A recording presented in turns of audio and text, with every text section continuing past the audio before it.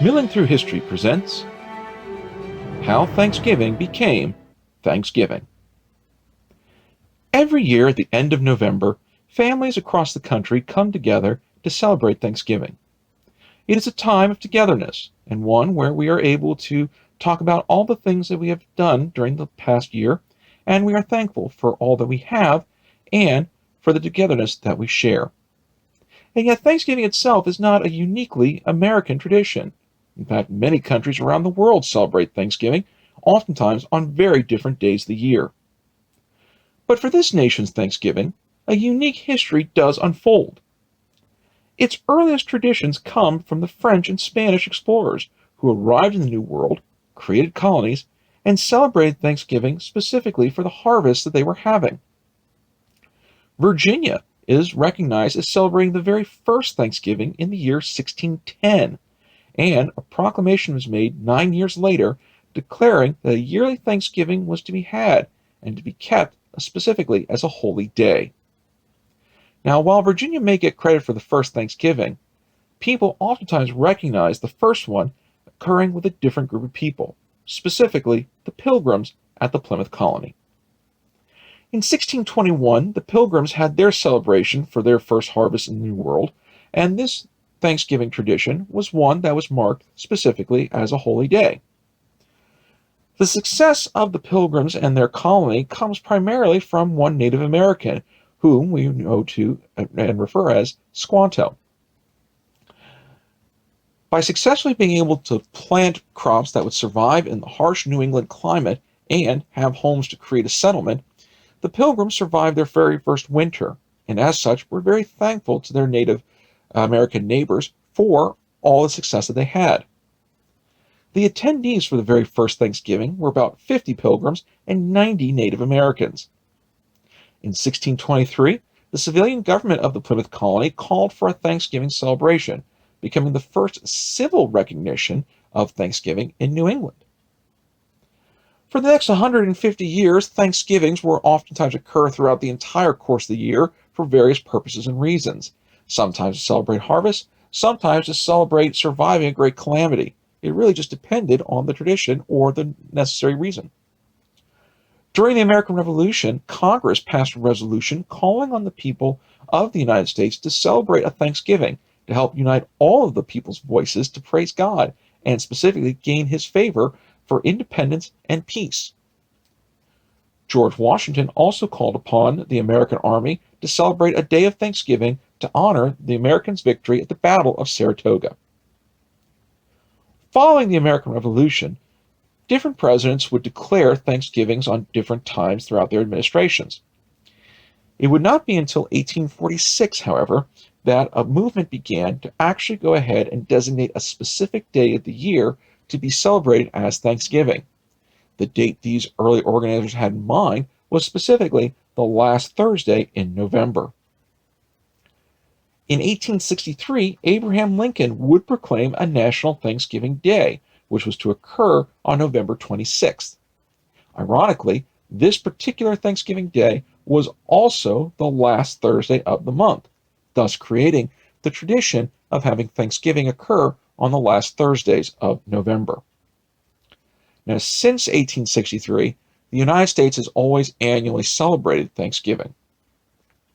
Following the war, different traditions would begin to pop up that would become associated specifically with Thanksgiving. For instance, in New England, raffles, shooting matches, church services, and feasts were oftentimes found. One of the earliest high school football rivalries would begin on Thanksgiving, and beginning in the 1890s, professional football would go ahead and take on Thanksgiving as a major tradition, in fact, using it specifically as their season enders. The city of New York had a rather unique tradition wherein people would get dressed up in fanciful masks, costumes, and roam the streets in merrymaking mobs. They would be referred to specifically as ragamuffins, and these ragamuffins would go ahead and start going around pretending to be like poor people asking for treats and foods. Now, if this sounds like Halloween, you're not off. In fact, much of the ragamuffin tradition that occurred in New York City would be morphed into the present-day Halloween that we all know. What really made the huge change, though, is the fact that the Macy's Day Parade gets its origins from the ragamuffin parades that had begun in New York City during the early 1900s. As Thanksgiving continued to go ahead and build its own steam as a yearly tradition, one of the things that began to take notice was how after Thanksgiving, Christmas shopping also went into increased overdrive. As such, between 1939 and 1941, Franklin Delano Roosevelt would make a controversial move that made many people upset. He decided that it would be best to move Thanksgiving from the last Thursday of the month to the previous week, so effectively the third Thursday of November.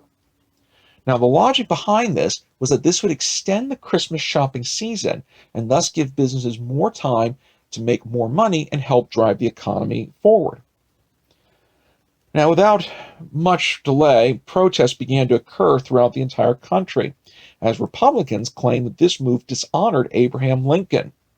To further complicate matters, football teams, especially the National Football League, had complained that because Thanksgiving was their traditional end of the season, this would greatly affect their schedules, as many of these programs had been written years in advance, always with the knowledge that Thanksgiving was the last Thursday of the month of November, and therefore the right time to end their schedule.